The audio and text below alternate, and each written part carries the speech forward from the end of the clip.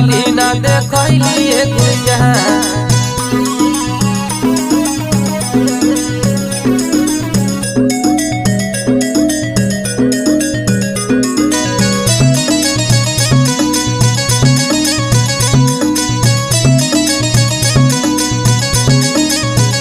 तोहर जीवर ही ऐसन गोर ताके लू तू चारी ओर।